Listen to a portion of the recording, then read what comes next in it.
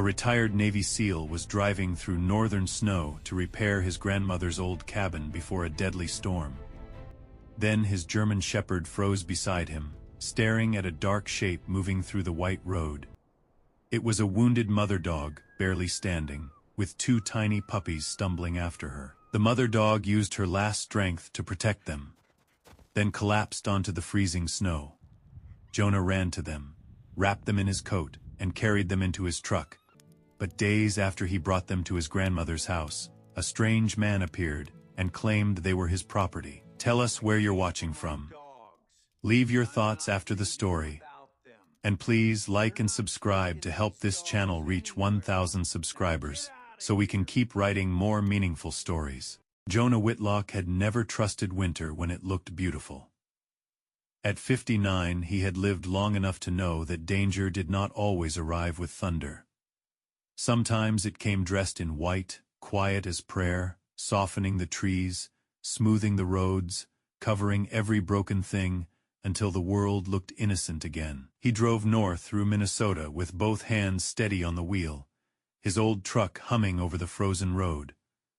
The weather report had called for a major storm within 3 days, the kind that made power lines bow, chimneys cough, and old houses reveal every weakness they had been hiding since autumn. His grandmother's house had plenty of those. May Whitlock was 86, small-framed, silver-haired, and stubborn enough to argue with a snowdrift if it blocked her path. She lived alone in a weathered log house near a frozen lake, where the pines leaned close and the wind seemed to know her name. Her back had bent a little with age, but her voice had not.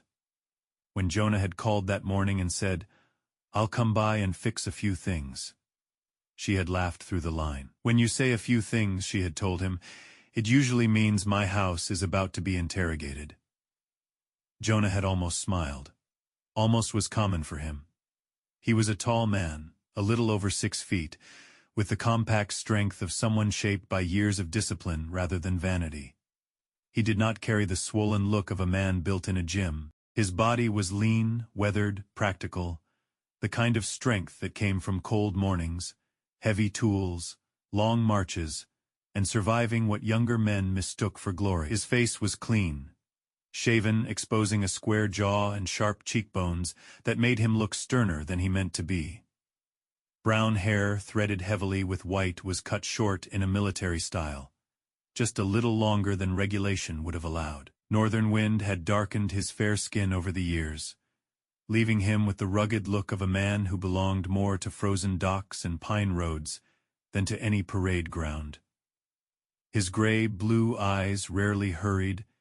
They watched, measured, and remembered. He wore an old tactical combat shirt beneath his winter layers, the fabric, a faded dark gray olive, softened by years of washing and weather. The cuffs and shoulders were lightly frayed. His moss-green combat pants were worn at the knees, the cargo pockets sagging from use. Old military work boots rested heavy on the pedals, and an old military watch circled his wrist, like the last piece of a life he never discussed unless forced.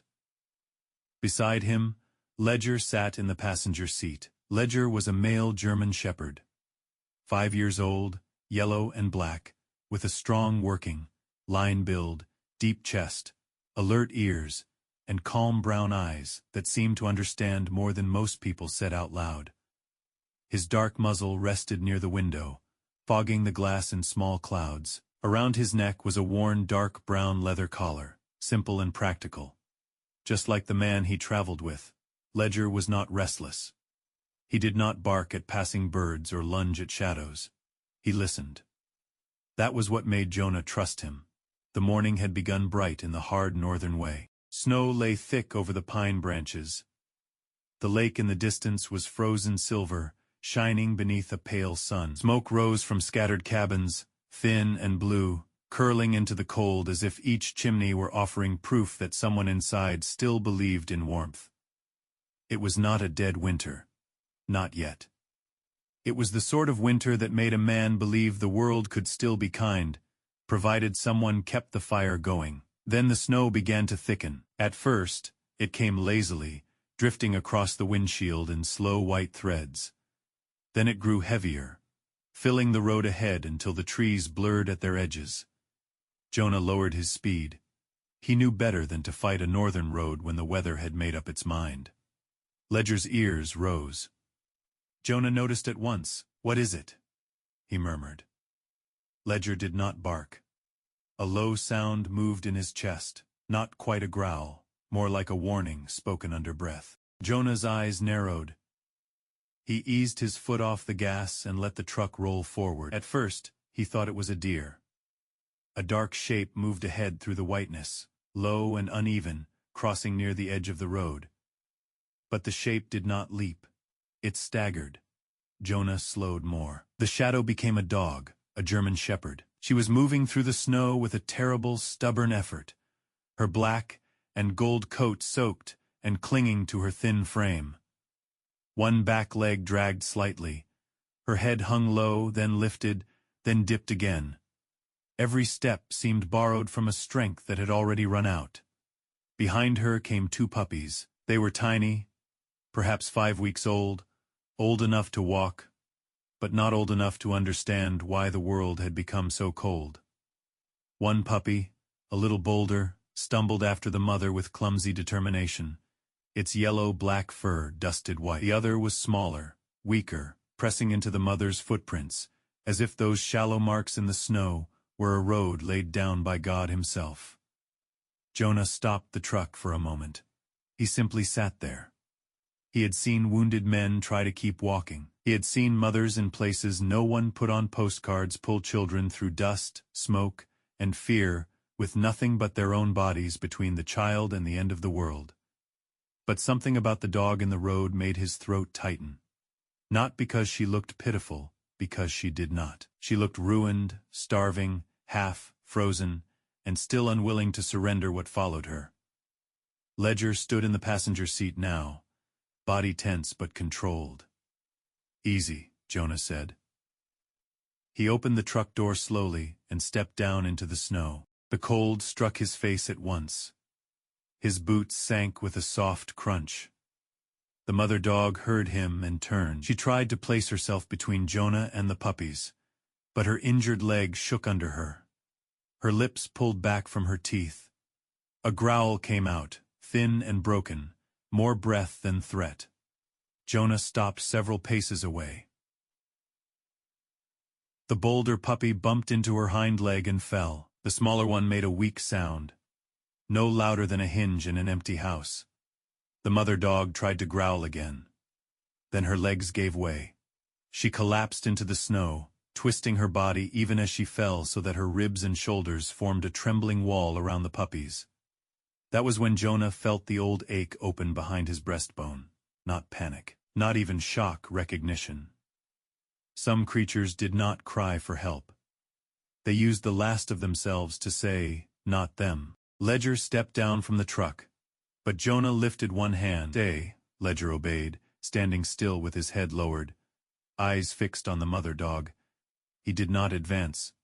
He did not challenge her. His presence was quiet, almost ceremonial, as if he understood they had entered a place where fear had become holy.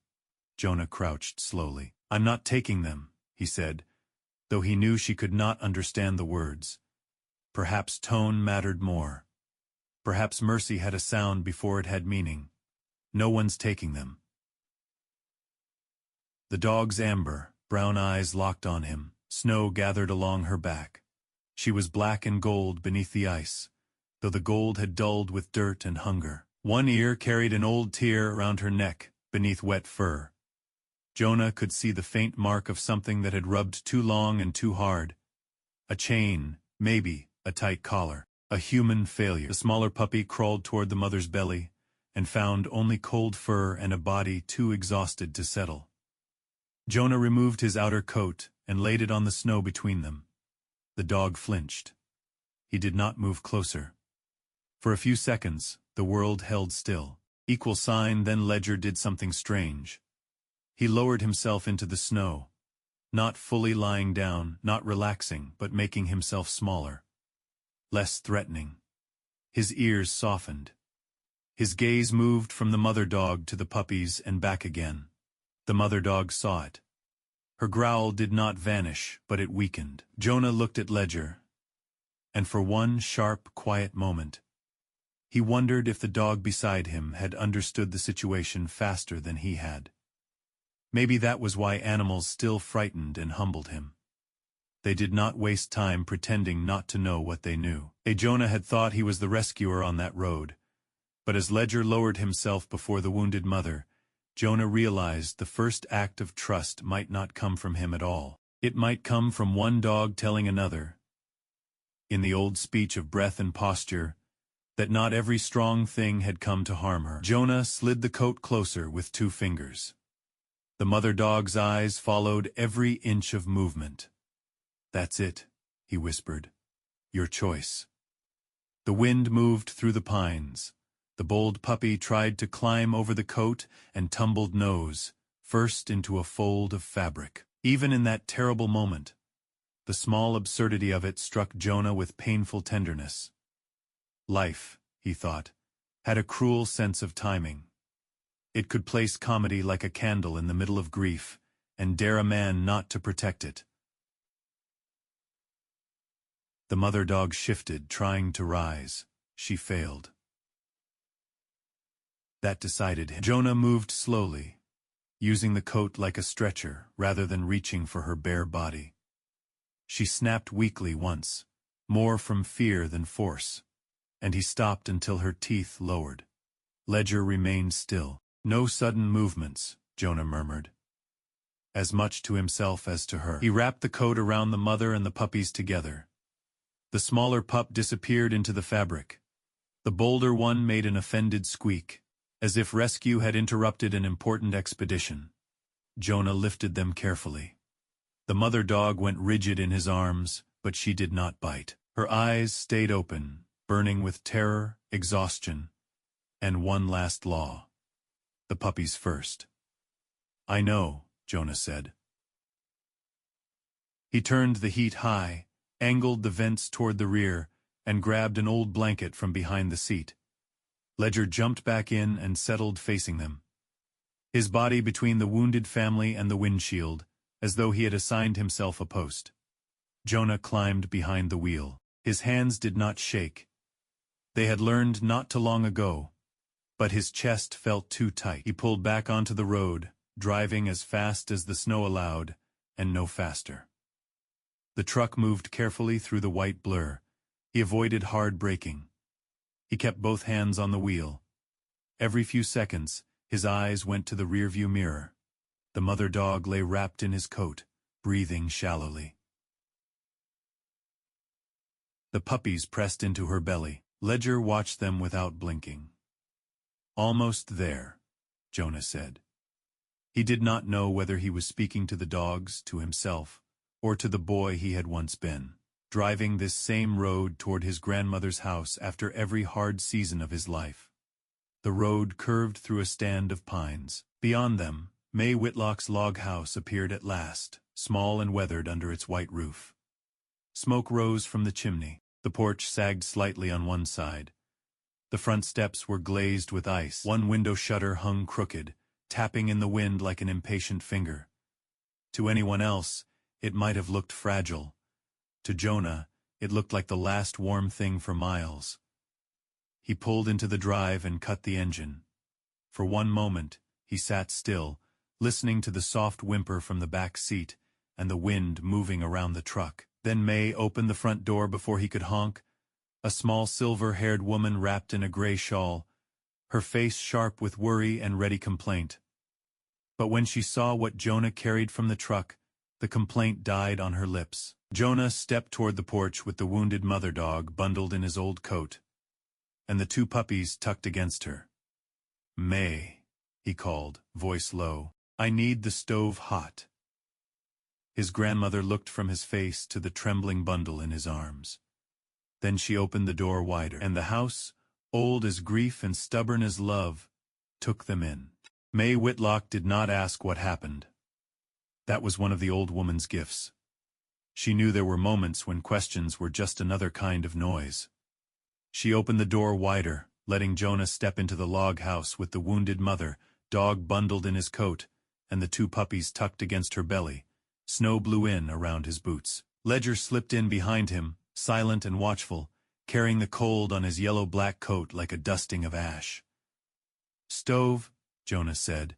May was already moving. At 86, May Whitlock was small enough that the heavy gray shawl around her shoulders made her look almost bird-like.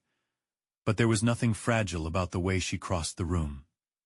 Her silver hair was pinned into a low knot at the back of her head. Her face was lined deeply, not with bitterness, but with weather, work, and the kind of humor a woman developed after outliving most of the people who once told her what she could not do. She opened the iron stove with a practiced hand, fed it split birch, and struck a match. "Set them near the rug," she said.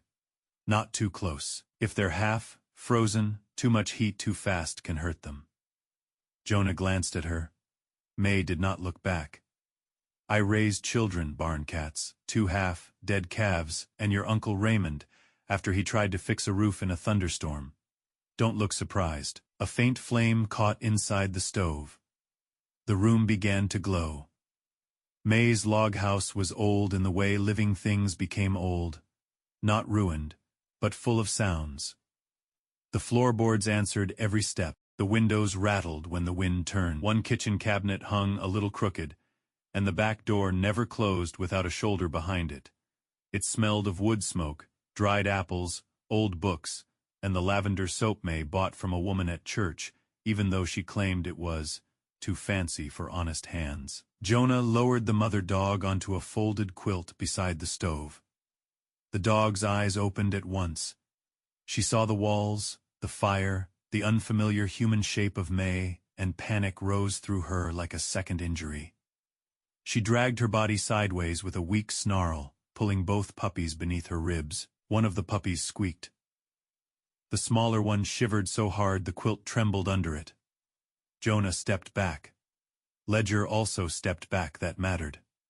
May noticed it, though she said nothing. She simply crouched with care that did not ask to be admired, and set a bowl of lukewarm water several feet away. "There now," she murmured. "Nobody in this house is stealing babies tonight."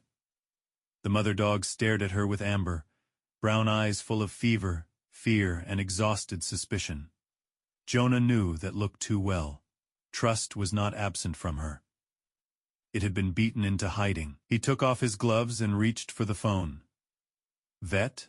May asked. "Nora?" May nodded once. "Good. She talks to animals better than she talks to people. Sensible woman." Dr. Nora Keene arrived 23 minutes later, driving an old green Subaru that sounded like it disagreed with winter on religious grounds. She came in carrying a brown leather medical bag, snow melting on the shoulders of her navy parka. Nora was 44, lean and practical with chestnut brown hair pulled low at her neck, and a few early silver strands near her temples. Her hazel eyes had the tired warmth of someone who had seen suffering too often to romanticize it, yet refused to become hard.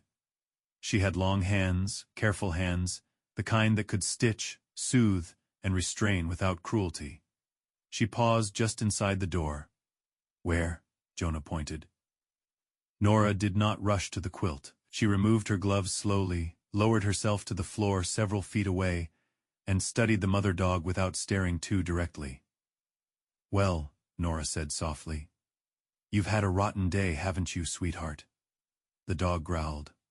Nora nodded. Fair review. May, standing near the stove with a towel in one hand, gave the smallest snort.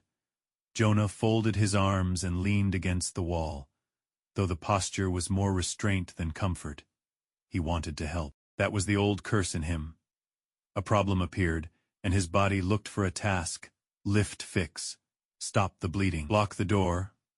But some wounds did not want force near them, even kind force. Nora worked slowly. She placed a little softened food near the edge of the quilt and waited. The mother dog did not eat, but her nostrils moved. Nora used the moment to check the puppies first, because the mother could not quite prevent it, and because some part of her seemed to understand that the small lives mattered most. The bolder puppy was male, yellow-black, damp, round-bellied, despite the cold, offended by every touch. He wriggled weakly and tried to bite Nora's sleeve, with a mouth too small for its own ambition. May watched him. That one has opinions. Nora lifted him gently. 5 weeks, maybe. Undersized, but stubborn. Otis, May said. Jonah looked at her. You named him already? He introduced himself. The second puppy was female, smaller, quieter, her yellow-black fur softer and paler around the chest.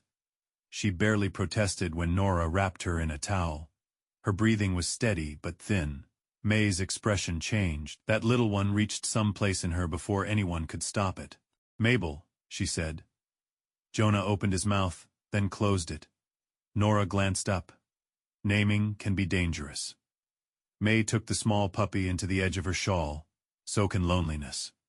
The room went still after that, not because anyone was offended, but because the truth had sat down among them without asking permission. Nora examined the mother dog next. It took time. A lot of it. A bowl moved an inch. A hand paused. A piece of food was offered and ignored, then accepted, then guarded. The mother dog snapped once when Nora reached too near her injured hind leg. Nora did not flinch back dramatically. She simply stopped, breathed, and began again from a different angle.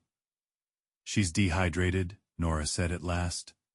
Undernourished, old collar or chain marks around the neck. Hind leg strain, maybe from slipping or being pulled.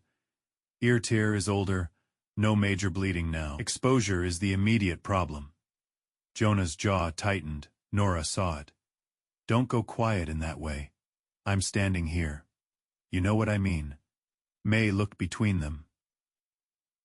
He does that when he's deciding whether the world needs correcting. The world usually does, Jonah said. Yes, May replied. But not always by you before supper. Nora took a few photos of the marks on the dog's neck and the general condition of all 3 animals. Not close, not cruel, not for pity. Evidence if anyone came asking questions later. She wrote notes in a small pad, her handwriting blunt and square. Do we have a name for the mother? She asked. May looked at the dog for a long moment. The German shepherd had curled her thin body around Otis and Mabel again. Her black and gold coat, still wet at the edges, looked like shadow over firelight. Fear had made her eyes sharp, but not empty. There was something alive there. Something bitter and brave. Sable, May said. Jonah looked down at the dog, Sable. It fit too well to argue. Nora left instructions, warmth, small amounts of food, water often. No sudden touch, no crowding. Call if the mother stopped responding, or if either puppy's breathing changed. Before leaving, she stood near the door and looked back. Jonah. He met her eyes. If someone did this, they may come looking. Ledger lifted his head from beside the door, as if he understood the shape of the warning. Jonah said. I know. May's voice came from the stove.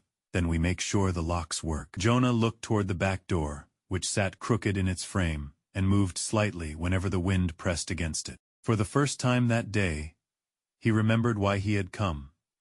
The storm, the house, the repairs. May alone in a place that had survived too long on stubbornness and old nails.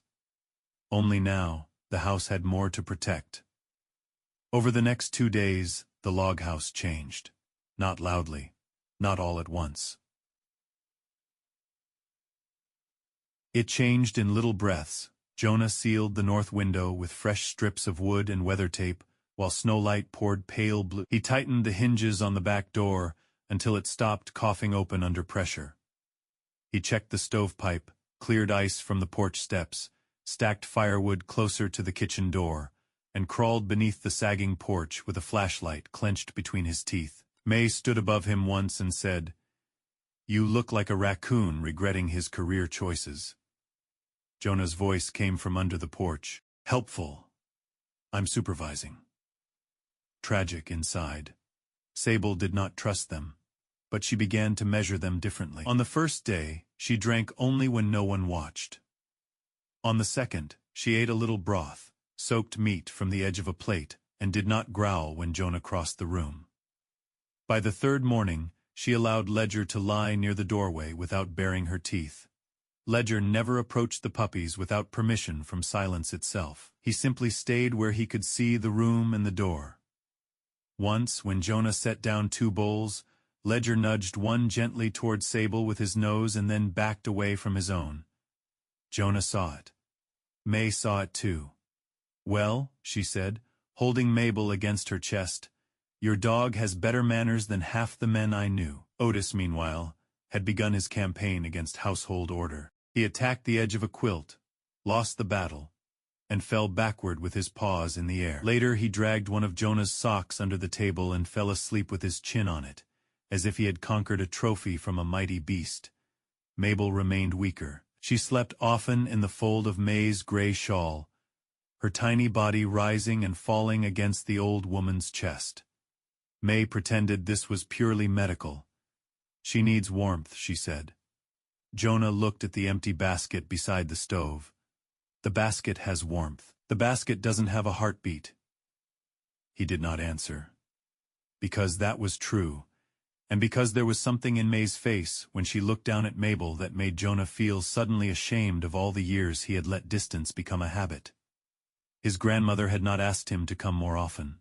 That was her pride. But the house had asked in its own way, through loose boards, cold drafts, and silence too large for one old woman to occupy. By the third evening, the cabin held a different kind of quiet.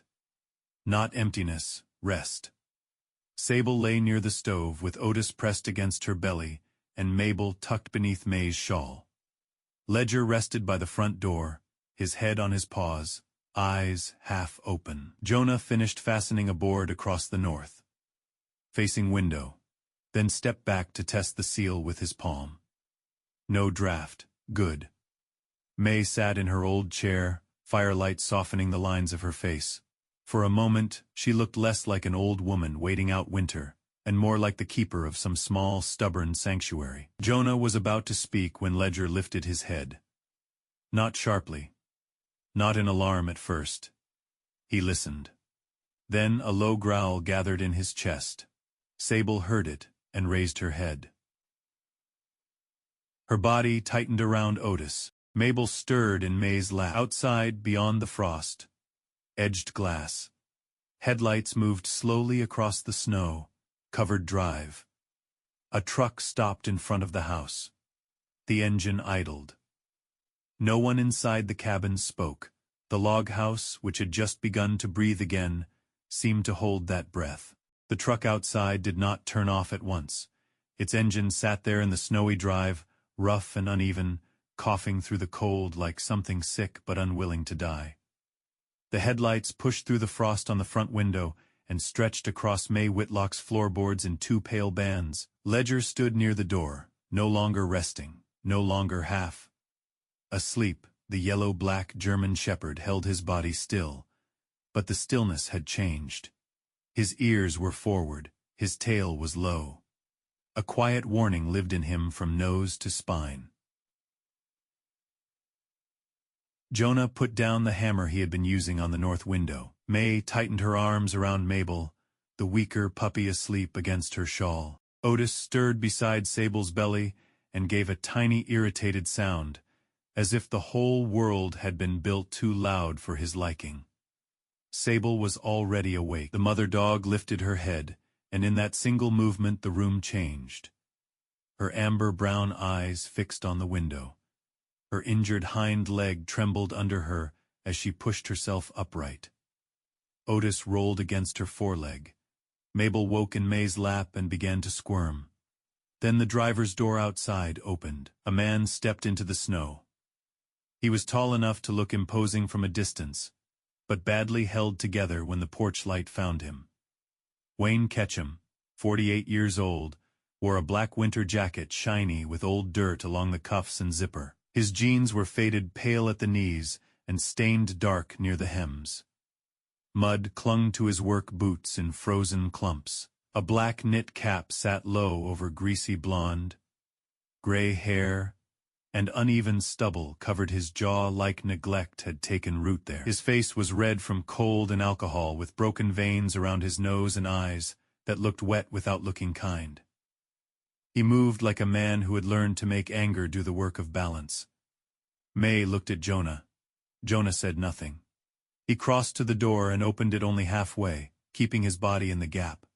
Cold air pushed into the room. Wayne looked past Jonah before looking at Jonah himself. "You Whitlock?" Jonah did not answer immediately. That silence bothered Wayne. Men like him were used to noise. Noise gave them something to shove against. Wayne sniffed, wiped his nose with the back of one hand and said, "I heard you got my dog in there." Behind Jonah, Sable made a sound that was not a bark. It was lower. Older, a memory with teeth. Otis and Mabel reacted before any human could.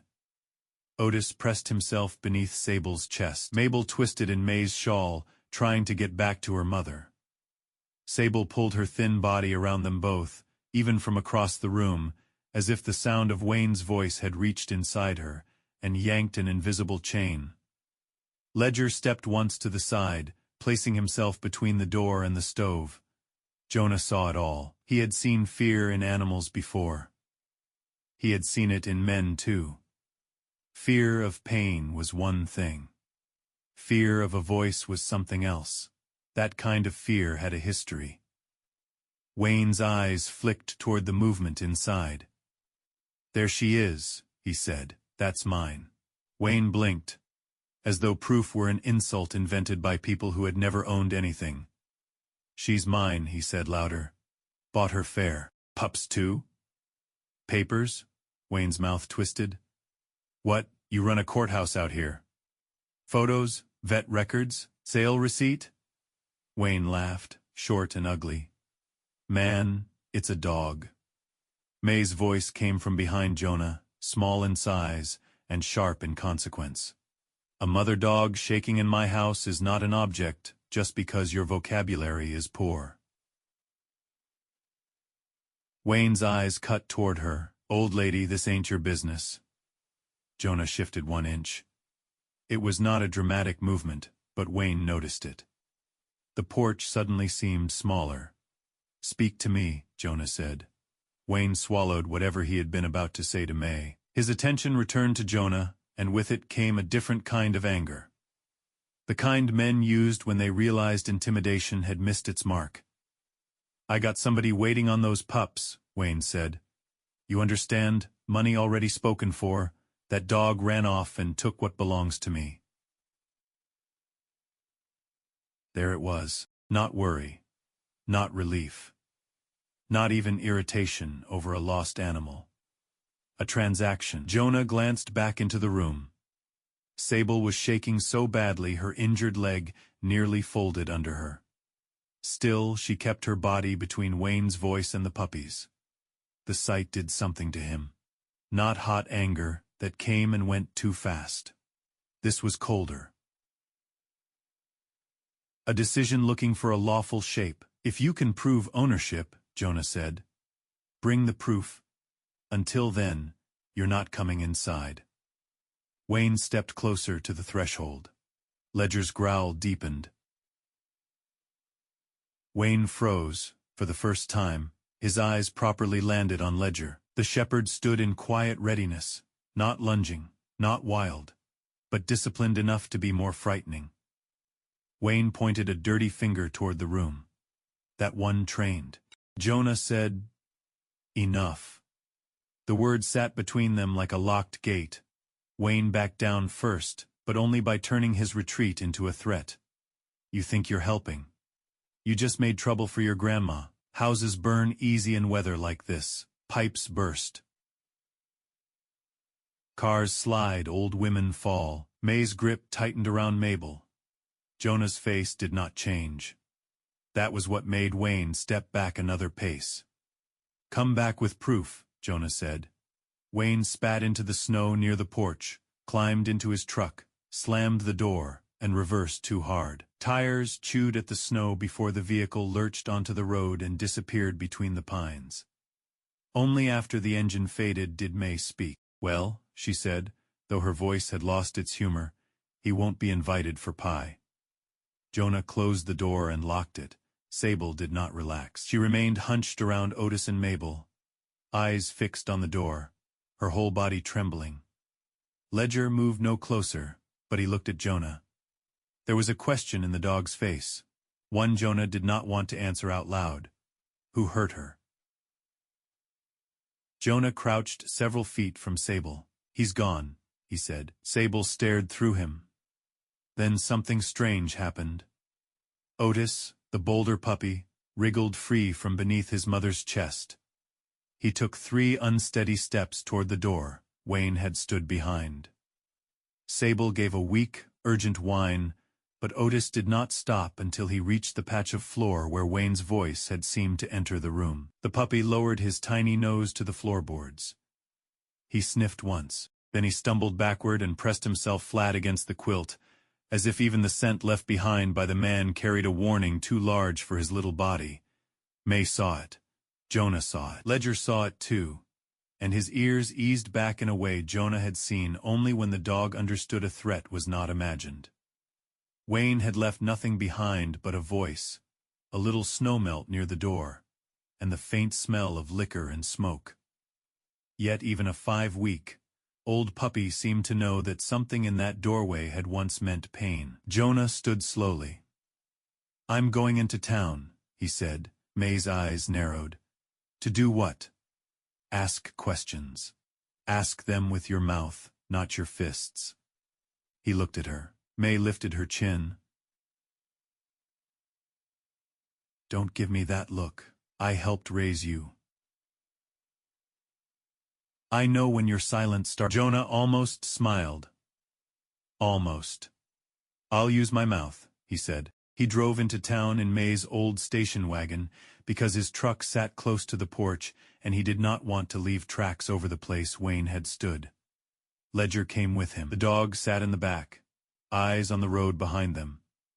The nearest town, Coldwater Bend, was little more than a few streets gathered around a gas station, a feed store, a diner, and a white steepled church, whose bell had cracked 20 years earlier, and now rang with a lopsided sadness.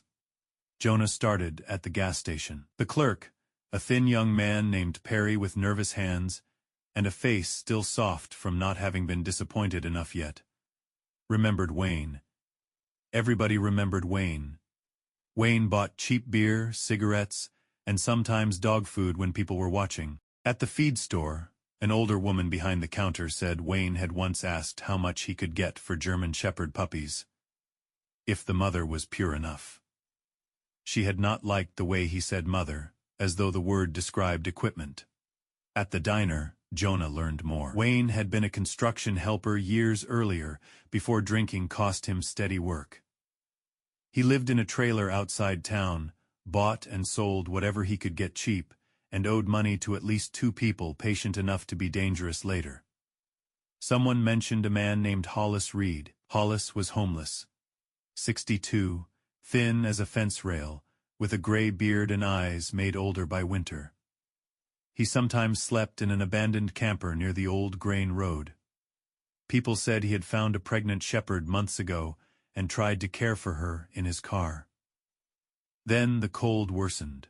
The parking lot owner drove him off. Wayne offered to take the dog somewhere warm. He gave Hollis some cash, the waitress said, wiping the same clean counter again and again. Not much, enough for gas and soup, maybe. Hollis thought he was doing right. Jonah looked out the diner window at the falling snow. Some sins were born from cruelty, others from desperation wearing a thin coat. He called Dr. Nora from the parking lot. She listened without interrupting, then said, "If Wayne pushes ownership, you need legal ground, not just moral ground." "I know, do you, Nora?"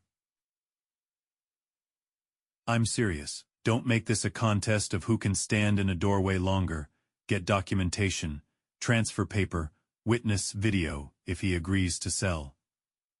After Nora, Jonah called Talia Brooks. Talia was a local officer in her early 50s, compact and strong, with dark brown hair threaded with silver, and usually tied low beneath her winter duty cap.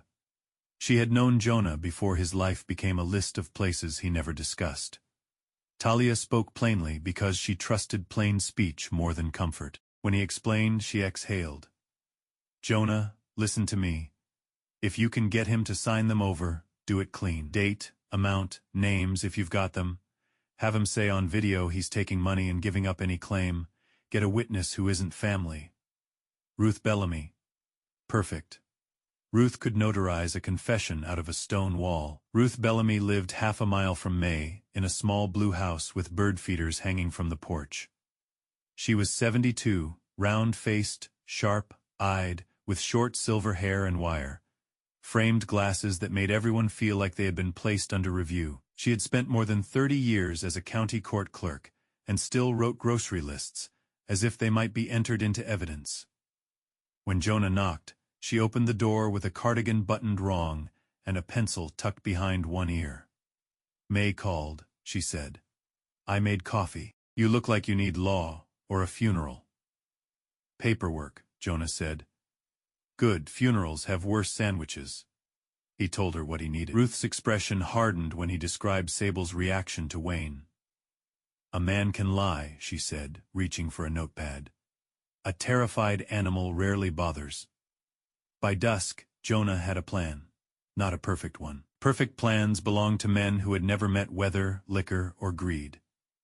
But it was a plan with names, signatures, a witness, and enough light to stand against Wayne's darkness.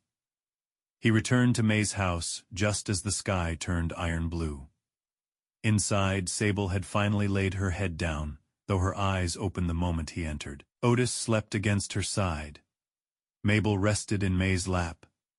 Jonah looked at them, then at the repaired window, the locked door, the old stove keeping its small kingdom warm. Tomorrow he would go to Wayne's trailer. Not to beg, not to threaten, to build a wall out of paper, ink, witnesses, and the one thing men like Wayne never respected until it trapped them. Proof. Wayne Ketchum's trailer sat where the town seemed to give up on itself. It leaned at the edge of a narrow road beyond Coldwater Bend, half, hidden among bare trees, rusted tools, and snow. Covered heaps of things no one had wanted badly enough to repair. A broken washing machine lay on its side near the porch. Empty beer cans glinted in the snow like small, shameful ornaments. A cracked dog bowl sat frozen beneath a step, its surface sealed with cloudy ice. Jonah Whitlock stood beside May's old station wagon and studied the place without speaking. He wore his faded dark gray olive tactical combat shirt under his winter gear. Moss green combat pants tucked over old military work boots, and the same old watch on his wrist. His face was clean, shaven, jaw hard in the cold, gray, blue eyes moving carefully over the yard. He had known ugly places before. Some were made by poverty. Some were made by neglect. Some were made when a man stopped believing anything around him deserved gentleness. This place had all three. Ruth Bellamy stood beside him, holding a folder against her chest as if it were a shield.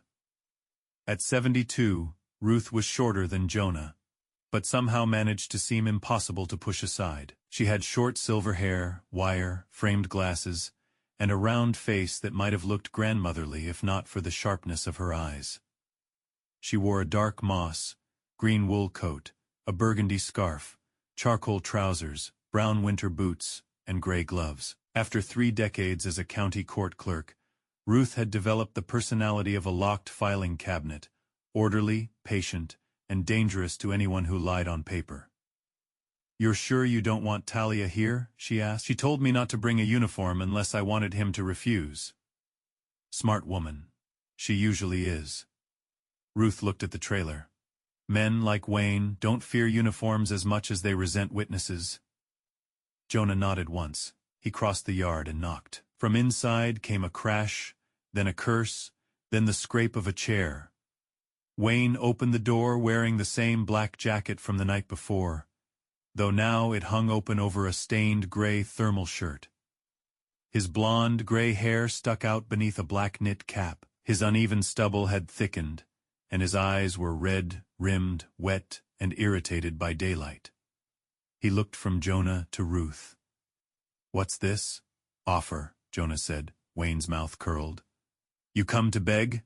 "No." Ruth stepped forward, opened the folder, and removed a single sheet. "Mr. Ketchum, Mr. Whitlock is prepared to pay $600 for the German Shepherd female and her 2 puppies, with your written acknowledgement that you surrender all claims to them." Wayne stared at her. "Who the hell are you?" Ruth Bellamy, retired county court clerk, current believer in complete sentences. Wayne blinked, irritated because he could not decide whether he had been insulted. "600 ain't enough," he said. Jonah did not answer. Wayne leaned in the doorway, trying to make his thin authority fill the frame. "Those pups are worth more than that. Got a guy already interested, working. Line shepherds bring money if you know who to call." Ruth's pen hovered over the paper. "Then you can decline." Wayne's eyes flicked toward Jonah's hands. Jonah's hands were still. That seemed to bother him more than if they had been fists. "I could call the sheriff," Wayne said. "You can," Ruth replied. "You can also explain why you have no vaccination records, no bill of sale, no microchip record, and no written transfer from the man who gave them to you." Wayne's jaw tightened. Jonah watched greed and fear argue across the man's face. It was not a noble conflict. It was the kind that happened in men who had pawned too much of themselves and still wanted to feel clever. $600 was enough to matter. Enough for liquor, debts, maybe a week of pretending the world had not cornered him, and Jonah could almost see the thought forming behind Wayne's eyes. Take the money now, come for the dogs later. That was Wayne's lie. Not spoken yet, but already alive. "Cash?" Wayne asked. Jonah removed an envelope from inside his jacket. Wayne's eyes brightened. Ruth noticed. "You read before you sign." "I can read." "Wonderful. Then today is full of blessings." Wayne snatched the paper, eyes moving over the words with the resentment of a man forced to meet his own consequences in print. The document was simple. Wayne Ketchum accepted $600 in exchange for surrendering any claim of ownership over 1 adult female German Shepherd and 2 approximately 5-week-old German Shepherd puppies currently in the care of Jonah Whitlock. From the moment of signing, Wayne had no right to enter private property, attempt retrieval, sell, transfer, or otherwise claim the animals. Ruth had made the language plain enough for a fool and tight enough for a courtroom. Jonah turned on his phone camera. Wayne lifted his head. "You read it out loud," Jonah said. "Why? So nobody misunderstands." Wayne looked at Ruth. She smiled without warmth. "I recommend enunciation." For a moment, Wayne looked as if he might throw the paper into the snow. Then his gaze dropped to the envelope in Jonah's hand. Money was a leash, too. "Some men just called it opportunity," Wayne read. His voice was rough, annoyed, and uneven, but the words were clear enough. He stated his name. He stated that he surrendered any claim to the mother dog and both puppies. Ruth recorded the time and date. Jonah kept the camera steady. Wayne signed, Ruth signed as witness. Jonah signed last. When Jonah handed over the envelope, Wayne counted the money with fingers that shook slightly. Not from shame, from hunger of another kind. Ruth gathered the paper carefully and slid it into the folder. Wayne looked at Jonah, his mouth twisting into something like a smile. "You think you bought yourself peace?" "No," Jonah said. "I bought proof." For the first time that morning, Wayne's expression faltered, only for a second. Then he stepped back and slammed the trailer door hard enough to shake loose a small line of snow from the roof. Ruth stood still, folder beneath one arm. "That man," she said, "has the moral structure of wet cardboard." Jonah looked at the closed door. "He's coming back." Ruth did not ask how he knew. Some truths had footprints before they moved. By the time Jonah returned to May's house, the afternoon had gone pale. Snow had stopped falling for a while, leaving the world bright and deceptively gentle. He placed the signed transfer paper inside a small tin box on May's kitchen table. May lifted her glasses from their chain and examined Wayne's signature. "Well," she said, "that looks like a name trying to escape the man who wrote it." Jonah almost smiled. Sable lay near the stove, watching from behind wary eyes. Otis had managed to wedge himself beneath a fold of quilt and was growling at it with heroic seriousness. Mabel slept inside May's shawl, her small head resting against the old woman's collarbone.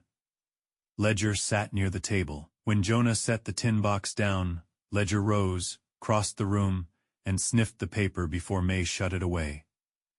Then the German Shepherd did something that made Jonah pause. Ledger walked to Sable and sat between her and the kitchen door.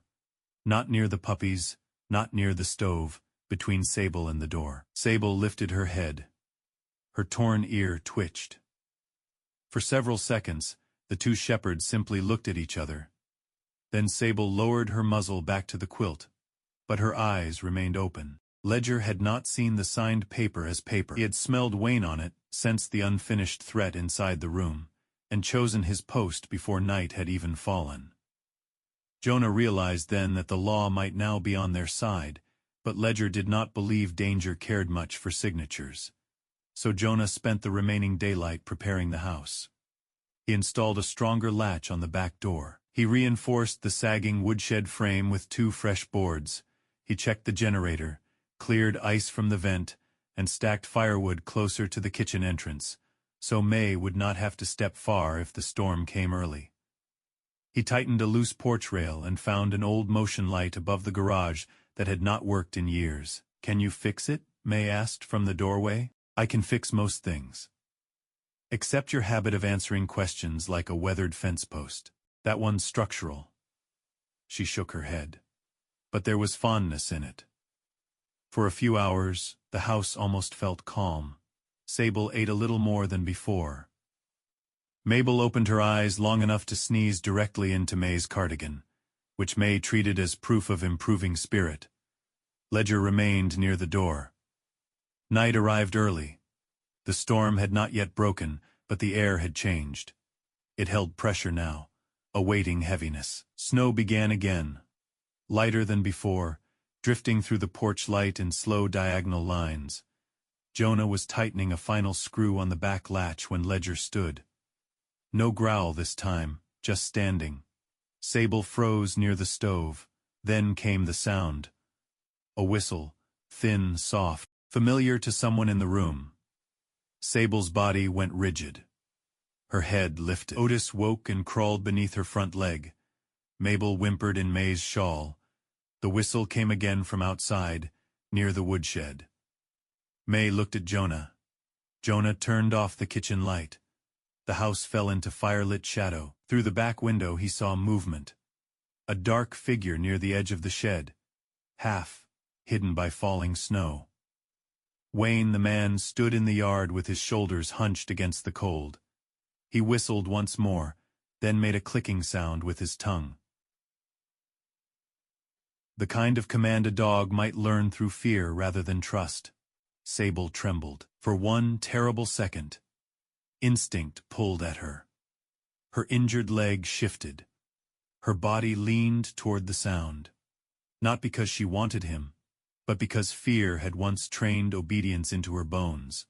Ledger stepped beside her. Sable stopped. The 2 puppies pressed close against her belly. Wayne saw no dog come. The figure outside stiffened. Then Jonah heard the low crunch of boots moving away from the woodshed and toward the driveway. "May," Jonah said quietly, "take the puppies into the hall. I heard him. Now."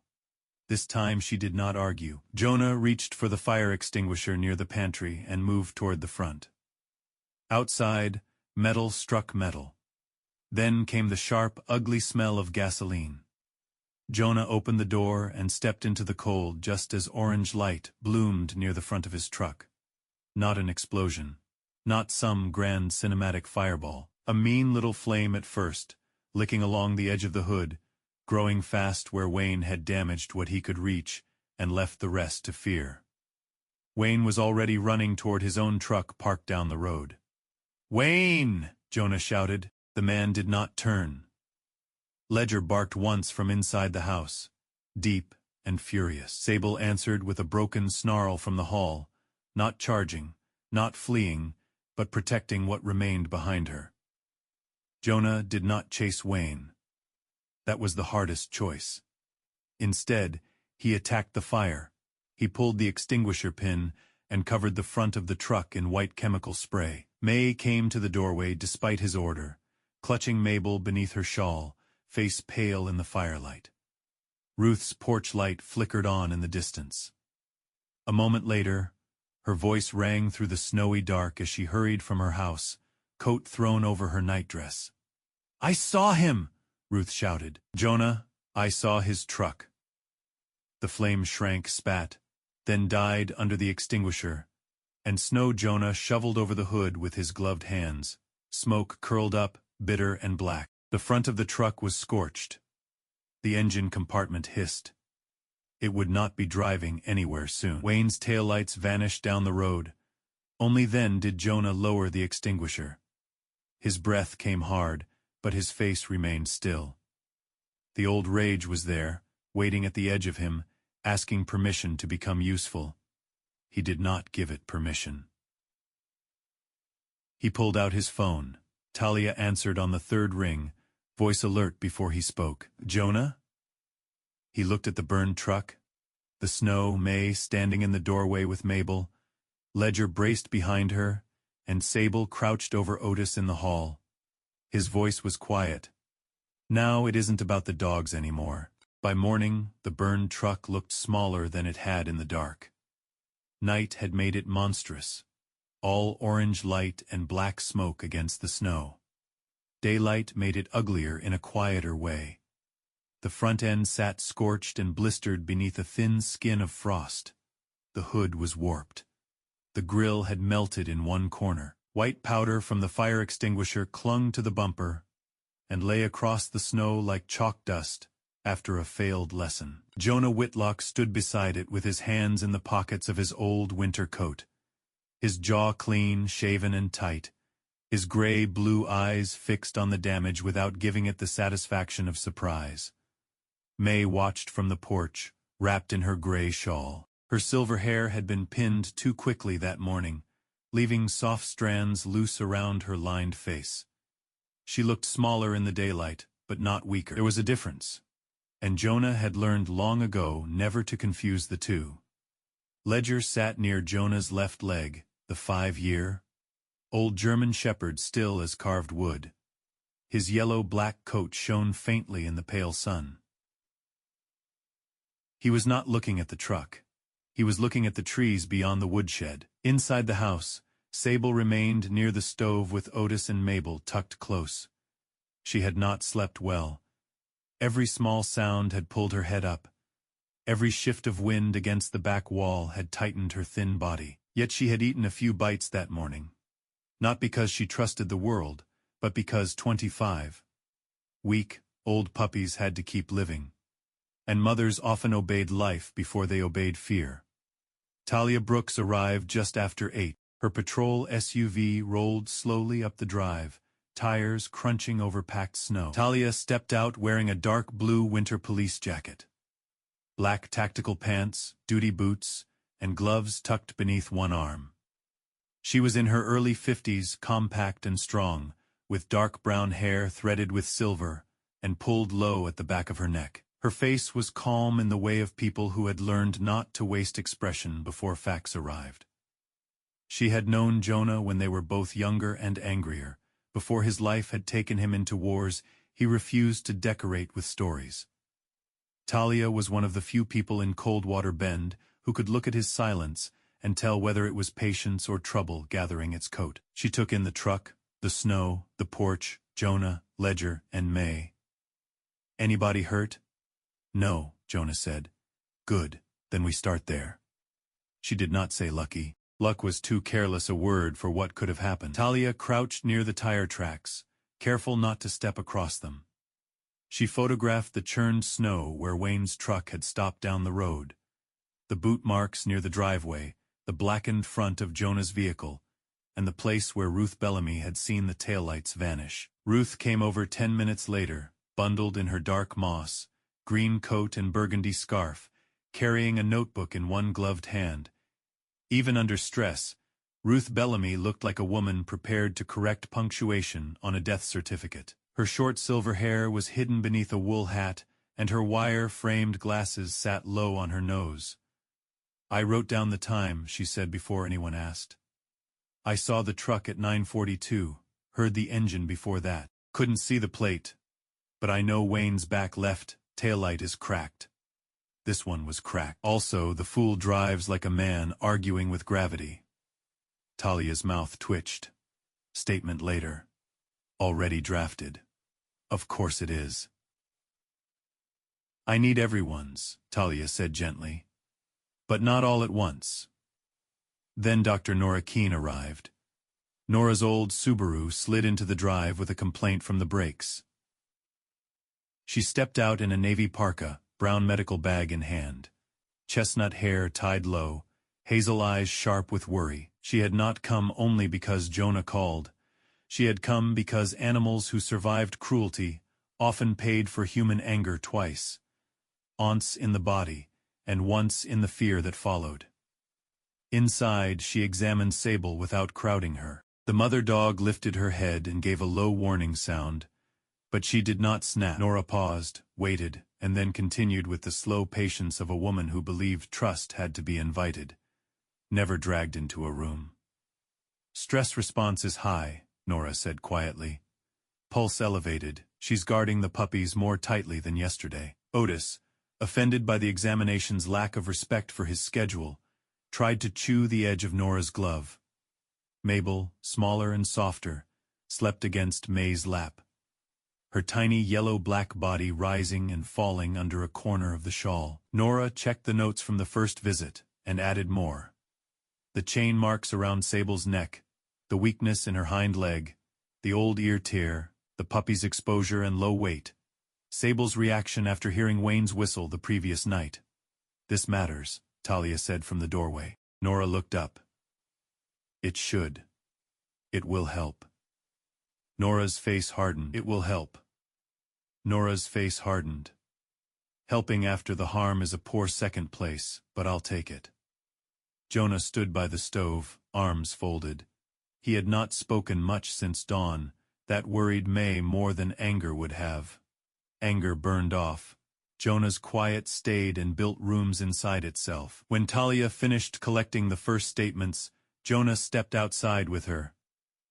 "I know where he lives," he said. "I do too. I can find him. I know that too." He looked toward the road. Talia moved into his line of sight. "No, I didn't say anything." "You never do before the worst ideas." His jaw flexed. For a moment, the old life inside him shifted. A man hurting animals, threatening an old woman, setting fire to a truck. There was a simple language for men like that. Jonah knew it. His hands remembered it. Some part of him wanted the clean satisfaction of walking through Wayne's door and teaching fear to change owners. Then May's voice came from the porch behind him. "Jonah." He turned. She held Mabel close, the tiny puppy's head tucked beneath her chin. The old woman's face was tired, but her eyes were steady. "You lived through war," she said. "Don't let a drunk drag you back into one." The words struck him harder than Wayne's threats had, not because they were grand, because they were true. Ledger came to his side and pressed his head once against Jonah's thigh. Not demanding, not dramatic. Just enough pressure to remind him he was standing here. Now, in the snow, outside his grandmother's house, with living things depending on what kind of man he chose to be next. Jonah had spent years believing discipline meant knowing how to end danger quickly. But with May's voice behind him and Ledger's quiet weight against his leg, he understood something more difficult. Sometimes discipline meant leaving a door unopened, even when every old instinct in your blood knew exactly how to break it down. Jonah exhaled slowly. "What do you need?" he asked Talia. Evidence, she said. And your promise you won't ruin my case by becoming part of it? You always this charming, with veterans? Yes. By late morning, Talia had enough to request a welfare and evidence check at Wayne's trailer.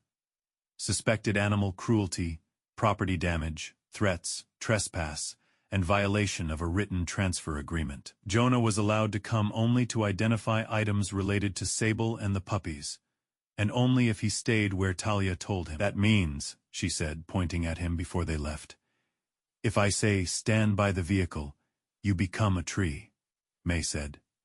He's had practice. Jonah did not answer. Talia had a second officer with her, a broad young deputy named Mark Loden, who had a round face, sandy hair, and the careful seriousness of someone still new enough to believe procedure could keep evil organized. Wayne was not there. The door hung unlocked. Inside, the trailer smelled of stale beer, cigarettes, damp fabric, and old grease. Talia moved first. Mark followed. Jonah remained just inside the threshold when told. Near the back room, they found the evidence. A narrow storage space had been lined with warped plywood. A rusted chain lay coiled near the wall. A cracked plastic water bowl sat beside a towel stiff, with old dirt and black gold dog hair. The floor bore scratches near the baseboard, deep enough that Jonah had to look away for a second. Not because he could not bear ugliness, because he could. Bearing too much was its own kind of damage. Talia photographed everything. Nora had not come, but her notes gave context to every mark they found. On Wayne's cluttered table, Mark found a cheap phone. Talia scrolled through messages after getting approval over the radio. Her expression did not change, but her eyes hardened. What? Jonah asked. Talia read aloud only enough. A buyer wanted the 2 puppies after the storm. Wayne had taken a deposit. There were angry messages demanding delivery or repayment. Wayne had replied that the mother dog had run, but he would get the little ones back. Jonah's hands curled once, then opened. Talia saw it and said nothing. The final piece came from Hollis Reed.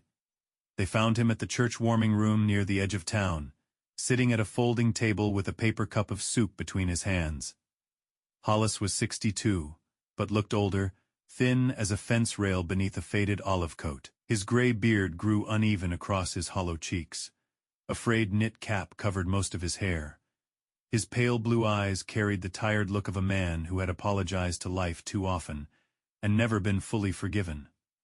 When Talia asked about Sable, his face changed. I thought he'd keep them warm, Hollis said. His voice cracked on warm. He explained that he had found the mother dog weeks earlier near an abandoned lot, already nursing the puppies. He had tried to feed her from what little he had. When the temperature dropped and he was forced off the property where his old car had been parked, Wayne offered cash and said he knew a rescue contact. I should have known, Hollis whispered. But it was cold. I was cold. They were cold. Sometimes cold makes a man stupid. Jonah stood several feet away, listening. Hollis looked at him then. She alive? Jonah nodded. The little ones? Yes. Hollis covered his face with one hand. It was not a pretty grief. It was thin, ashamed, and human. I'll tell whoever needs telling, he said. I don't want him getting them back. By late afternoon, Wayne had vanished. Not at the trailer, not at the gas station, not at the cheap bar outside town. A store clerk reported seeing him buy whiskey and head toward the North Road. The road that, if followed far enough through trees and weather, bent toward May Whitlock's house. The sky had darkened by then. The real storm was coming. At May's house, Jonah reinforced the back door again, checked the generator, stacked more wood inside, and locked the woodshed. Talia promised patrols if the road stayed passable, but everyone knew the weather would soon have its own authority. Inside, May fed Mabel with a small bottle under Nora's instructions. Otis slept sprawled against Ledger's front paw, fearless in the way only the very young and very foolish could be.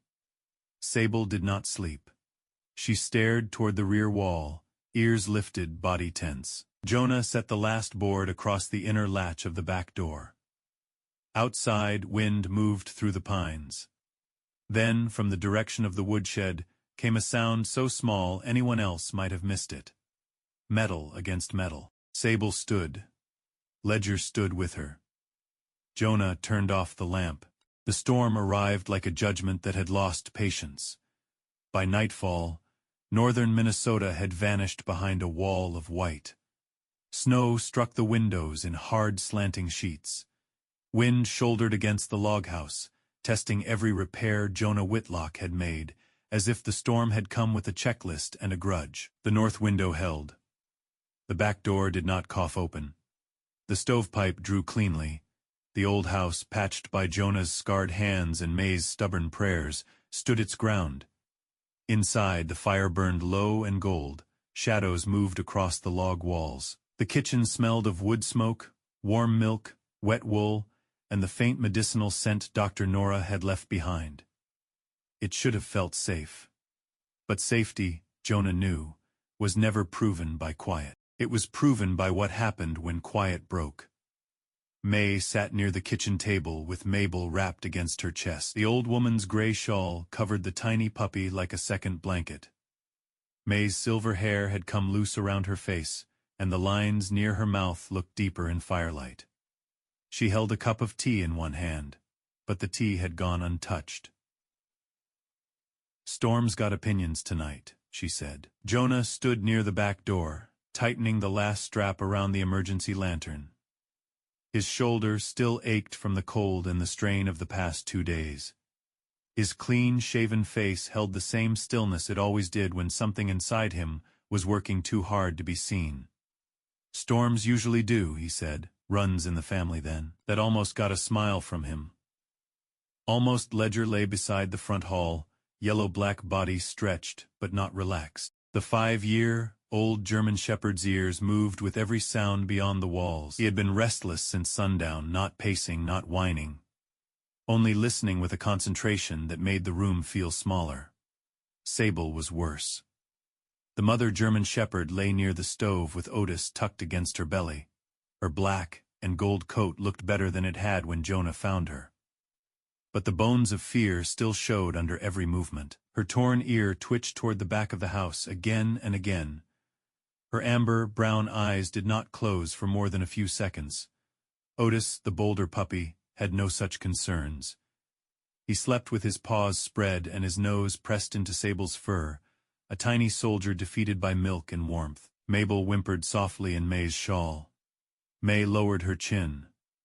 "Hush now, little miss, the roof's only talking." But Sable lifted her head. So did Ledger? Jonah stopped moving. There were many sounds in a blizzard. Branches snapped. Snow slid from eaves. The old walls sighed as wind pressed against them. A man could hear ghosts if he listened too long. This sound was different. Small metal against metal. It came from the direction of the woodshed. Ledger stood. Sable rose too quickly, and her injured hind leg trembled under her. Otis woke and let out a confused squeak. May's eyes went to Jonah. He had already turned off the kitchen lamp. The room fell into firelit shadow. Jonah picked up the flashlight and pulled his phone from his pocket. He called Talia Brooks. She answered over the sound of static and road noise. "You hear something?" she asked, as though she had been waiting for the call. "Woodshed metal could be wind? Do you believe that?" "No. I'm on the North Road with Mark. Visibility is garbage. 10 minutes if the road lets us. Do not go hunting him. I'm checking the house." "That is not the same sentence, Jonah." He ended the call without promising more than he could honestly give. May stood, Mabel tucked beneath the shawl. "Take the puppies into the inner hall," Jonah said. "You think he's out there?" "I think something is." "That is a coward sentence. It's an accurate one." She moved, but slowly, because pride disliked being ordered even when fear agreed. She gathered Otis with one hand, though the puppy protested being promoted from sleep to crisis. Sable tried to follow them, then stopped, torn between her puppies and the door. Ledger moved beside Jonah. "No," Jonah said softly. Ledger froze. That was the training. That was the old bond between them. Danger did not erase discipline. It revealed it. Jonah opened the back door just enough to look out. Wind slammed cold into his face. Snow swirled in the beam of his flashlight, making the world appear broken into white fragments. For a second, he saw nothing. Then the beam caught footprints near the woodshed. Fresh, deep, a shadow moved. Wayne Ketchum stood beside the shed, half hidden by blowing snow. He looked worse than before. Face pale beneath its drink. Red flush, black knit cap, pulled low, dirty jacket crusted with ice. In one hand he held a length of old chain. In the other, a short wooden handle, maybe from a broken shovel. He was not the swaggering man from the porch anymore. He was colder, drunker, and more afraid. That made him more dangerous. "Wayne," Jonah called, voice flat against the storm. Wayne jerked toward the sound, then grinned with a mouth that had forgotten humor. "Just came for what's mine. You signed them over. Paper don't mean much in a storm." Jonah stepped out onto the back threshold, keeping the door behind him mostly closed. Wayne lifted the chain slightly. It clinked in the wind. Inside the house, Sable made a sound Jonah had never heard from her before. It was not a growl. It was a broken breath dragged through an old wound. Wayne heard it too. His smile widened. "There she is," he said. Then he whistled. The sound cut through the storm, thin and familiar. Sable's body went rigid. May, standing in the hall with both puppies near her feet, whispered, "Oh Lord, yeah." Wayne clicked his tongue twice. A cruel little command shaped by repetition and fear. Sable moved. Not forward exactly, not willingly. Her front paw slid 1 inch across the floor. Then another. Her eyes were fixed on the back door, but they did not look present. They looked trapped somewhere behind her own skull, in the cold place where obedience had won. Jonah saw her begin to answer the command she hated. He also saw Ledger turn. The male German shepherd did not bark. He did not leap. He did not charge Wayne. He walked to Sable and stood beside her. Shoulder to shoulder, not in front of her, as if she were weak. In the middle of a blizzard, while a cruel man called from the dark with the old language of fear, Ledger offered Sable a different command without making a sound. Not come, not obey, not run. Simply stay. Sable trembled so hard Jonah could see it from the doorway. Then she stopped moving. Her head turned a fraction toward Ledger. Her torn ear flicked. Behind her, Otis stumbled against May's slipper, and Mabel whimpered beneath the shawl. Sable looked back at Wayne. Her head lowered. This time the growl that came from her was whole. Wayne's face changed. For the first time he understood that the dog he had frightened was still afraid, but no longer alone enough to be controlled by it. His anger broke loose. He lunged toward the generator shed. Jonah moved. Wayne swung the wooden handle when Jonah closed the distance. Jonah shifted, taking the blow across the shoulder instead of the head. Pain flashed white down his arm. Ledger barked once from inside, deep and furious. But Jonah snapped. "Stay." Ledger stayed. Jonah caught Wayne's wrist before the second swing could land. For 1 second, the old training rose in him clean and terrible. He knew exactly how to end the fight. Snow, leverage, joint, ground. It would take less time than a breath. Wayne's eyes saw that knowledge in him, and for 1 second fear replaced drunken rage. Jonah held him there. Then he shoved Wayne backward instead of breaking him. Wayne slipped in the snow, crashed against the side of the shed, and dropped the wooden handle. The chain fell with a metallic slap. "Done," Jonah said. Wayne scrambled for the chain like a man reaching for the last proof he still mattered. The storm swallowed the sound of approaching tires until the headlights appeared through the trees. Talia's patrol SUV swung into the drive.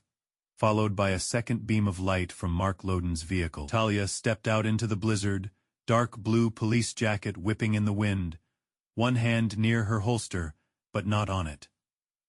Mark, the broad young deputy with sandy hair and a serious round face, came from the other side, flashlight raised.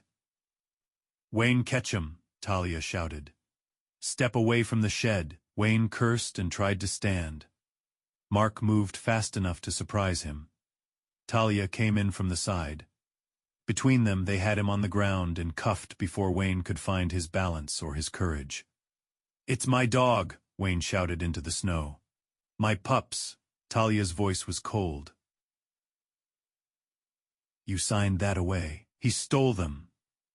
"Then you should have gone to court, not a woman's woodshed in a blizzard with a chain." Wayne kept yelling, but the words had lost their power. Snow filled his hair. His face pressed close to the ground. The storm that he thought would hide him had made him look smaller. May opened the back door despite Jonah's glare. She stood there holding an old cast iron skillet in one hand. Not raised, not comic. Just there, heavy and black against her shawl, because it had been the nearest thing she could hold between danger and the babies behind her. "May," Jonah said. "This is my house," she replied. Her voice shook, but she did not. Inside, Sable stood at the edge of the hall. Otis and Mabel were behind her. Ledger remained beside her, his body steady. Talia looked from Jonah to May to the dogs, then to the chain in the snow. "We'll add trespass, attempted theft, violation of transfer, property damage, animal cruelty evidence, and whatever else the county attorney can make stick," she said. Wayne twisted in Mark's grip. "You got nothing." Ruth Bellamy's voice came from the driveway. "I saw his truck again." Everyone turned. Ruth stood bundled under a heavy coat thrown over her nightclothes. Boots half, laced glasses fogged. Holding a flashlight and looking like the spirit of procedural justice had come out in a blizzard to complain. "And," she added, "May's camera caught the shed side this time. I told her to angle it lower after last night." Talia stared at her. Ruth sniffed. "I was a clerk, not decorative." For the first time all night, Jonah felt something loosen in his chest. Not relief, not yet, but the shape of it. Wayne was hauled toward the patrol vehicle, still shouting. But each word disappeared into the storm faster than the last. The chain remained in the snow until Talia photographed it. Jonah stood near the shed, his shoulder throbbing, breath fogging in front of him. He looked through the open door. Sable had not retreated. She was still standing. May lowered the skillet at last. Her hand shook now that the danger had passed.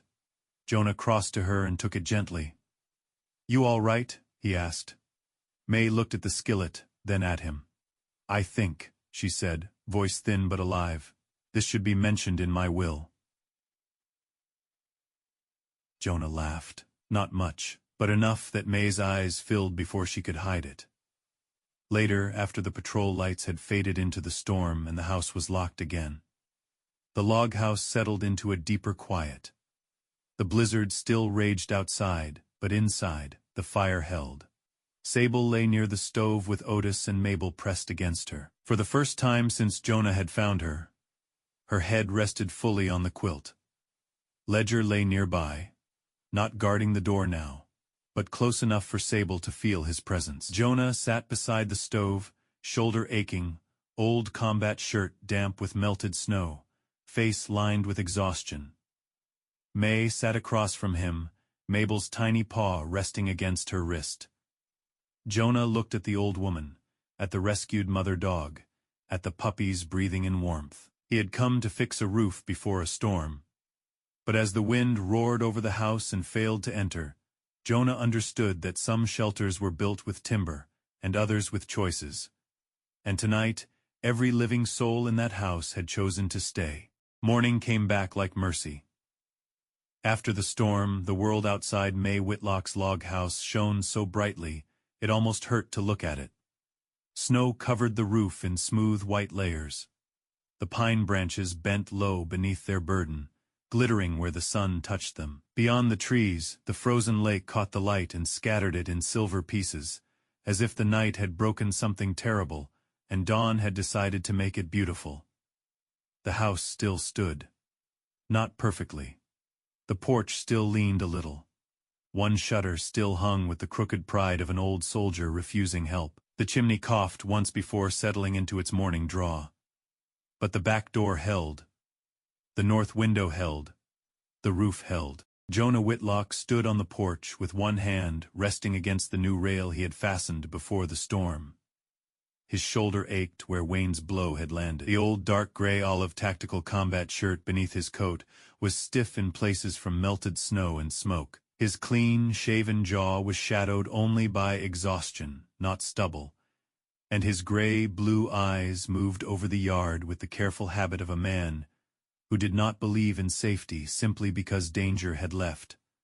Ledger stood beside him, the 5-year-old German shepherd, quiet in the cold morning. His yellow-black coat had dried by the fire overnight, and his brown eyes watched the tree line without alarm now.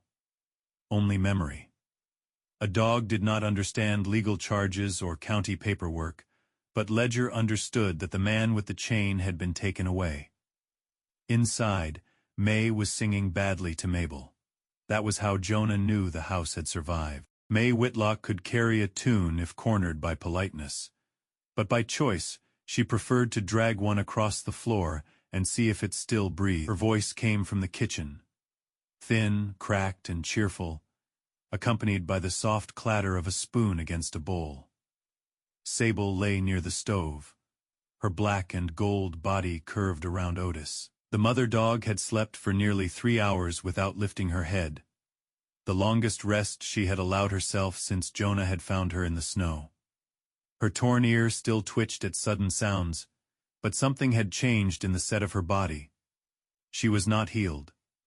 Healing was not a door a creature walked through in one night, but for the first time, fear no longer seemed to be holding every muscle hostage. Otis woke hungry and offended by the delay. He crawled over Sable's front leg and barked once, so small and squeaky that May looked down at him. "Don't you use that tone in my kitchen?" she said. "You weigh less than a loaf of bread." Mabel, wrapped in a towel on May's lap, yawned as if she personally had survived the entire storm by moral strength alone. Talia Brooks called just after breakfast. Jonah answered near the stove, his eyes moving once toward Sable as if the dog could understand what was about to be said. Talia's voice was tired but steady. Wayne Ketchum was in custody. The charges would begin with trespass, property damage, attempted theft, and violation of the signed transfer agreement. The animal cruelty case would take longer, but Dr. Nora's notes, the photos, the trailer evidence, the messages about selling the puppies, Ruth Bellamy's statement, the camera footage, and Hollis Reed's testimony had given the county more than Wayne could shout his way around. "He's not getting them back," Talia said. May, who had been pretending not to listen, closed her eyes. Not dramatically, not with tears. Just one brief closing of the eyes, as if a heavy basket had been lifted from her arms. Jonah said, "Thank you." "Don't thank me yet," Talia replied. "Thank me when you stop trying to solve county crime with your shoulder." "It participated," May called from the chair. "Tell Talia I approve of that diagnosis." Talia heard and said, "Tell May I'll be by later." Jonah hung up for a long moment. No one spoke. Then May looked at Sable and said very softly, "You hear that, girl? Nobody's sending you back." Sable did not understand the words, but she understood the tone. Her eyes lifted to May, and her tail moved once against the quilt. That small sound, the faint brush of fur against fabric, went through the room like a hymn no one had planned to sing. Late that morning, Hollis Reed came to the house. He did not come up the steps at first. He stood at the edge of the drive, thin and uncertain beneath a faded olive coat that looked older than some buildings in town. Hollis was 62, though hunger and winter had carved extra years into his narrow face. A gray beard grew unevenly along his jaw. His knit cap was pulled low over his ears, and his pale blue eyes looked raw from cold, shame, or both. Jonah stepped onto the porch. Hollis held his hat in both hands, twisting it without noticing. "I don't want to trouble anybody," he said. May opened the door behind Jonah. "Then come in before you freeze polite." Hollis looked at Jonah first, as if asking permission. Jonah did not move aside immediately. Forgiveness, he knew, should not be thrown around carelessly, just because a man looked broken. Broken men could still break things. "You here to see them?" Jonah asked. Hollis swallowed. "To say I'm sorry." His voice cracked on the last word inside. Sable lifted her head. Jonah watched her carefully. She did not growl. She did not stand. But her eyes sharpened.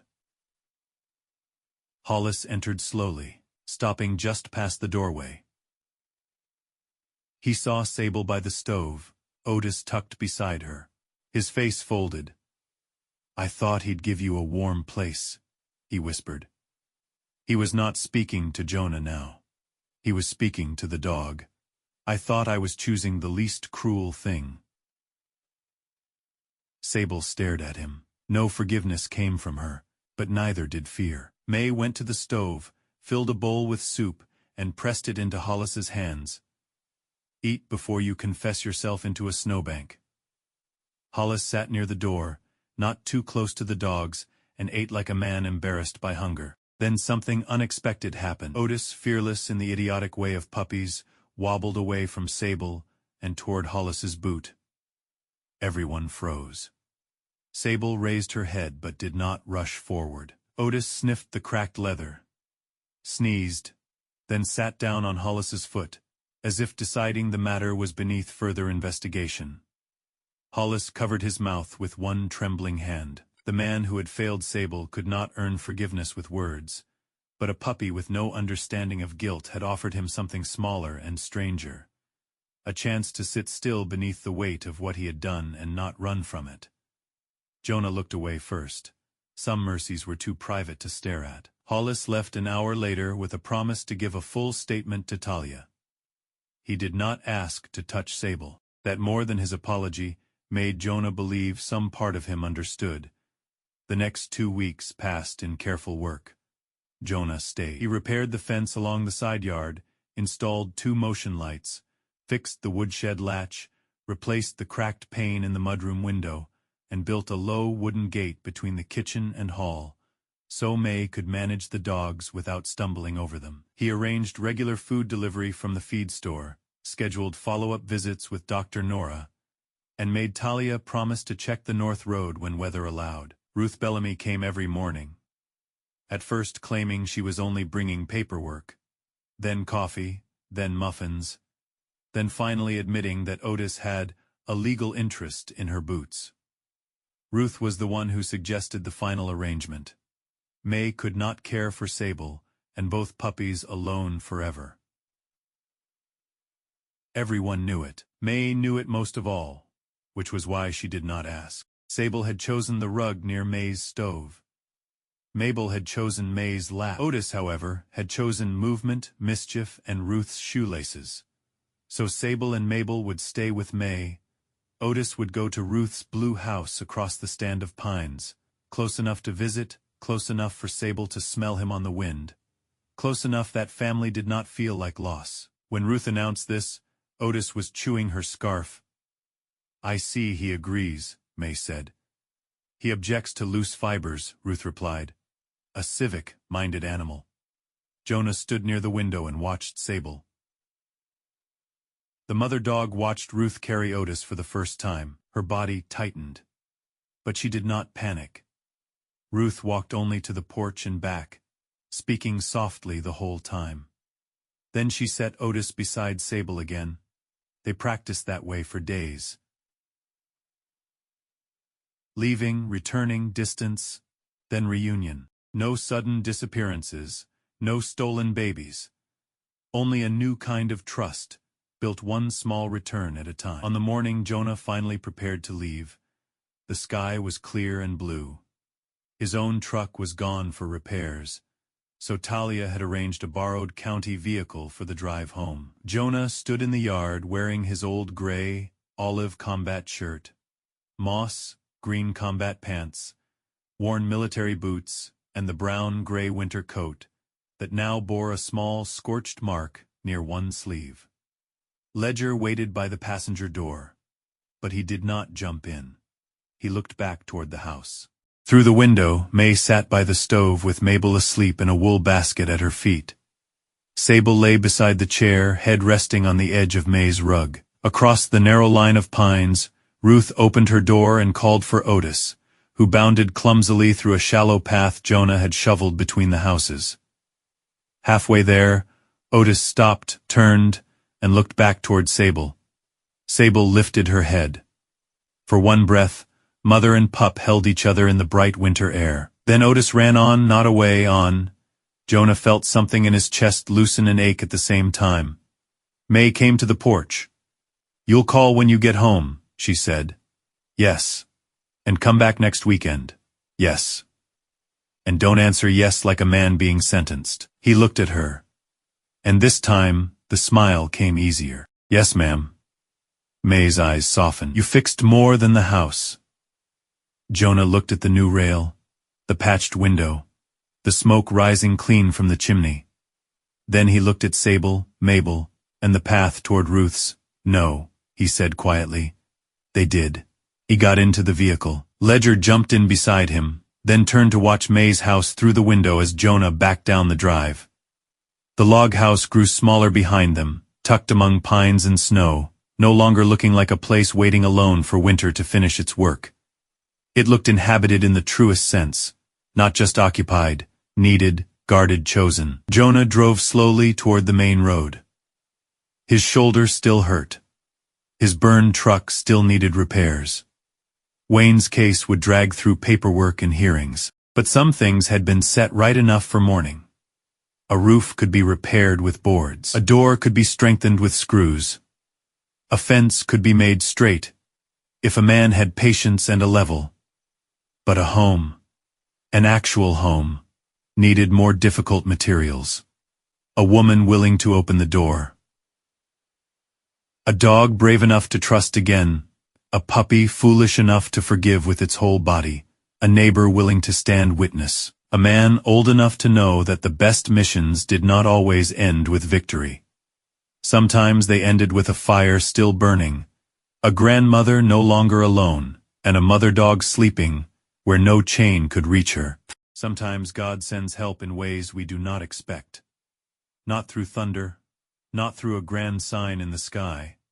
Sometimes he sends it through a wounded mother dog crossing the snow, two tiny puppies still fighting to live, an old woman opening her door, and a tired soldier remembering that his heart was not finished yet. This story reminds us that a home is not only built with wood, nails, and a strong roof. A true home is built with mercy, patience, courage, and the choice to protect what is fragile. In our own lives, we may meet people or creatures who are afraid to trust again. They may not ask for help gently. They may come with fear, silence, or old wounds. But kindness, when it is steady and patient, can become the first warm place they have known in a long time. And maybe that is one of God's quiet miracles. He lets broken hearts rescue each other. If this story touched your heart, please share your thoughts in the comments. Tell us where you are watching from, and let us know if you have ever seen an animal bring healing into someone's life. Please like this video and subscribe to the channel so we can continue sharing more meaningful stories of loyalty, faith, second chances, and the bond between people and dogs. May God bless you, protect your home, comfort every lonely heart, and remind you that even in the coldest season, His grace can still find the door.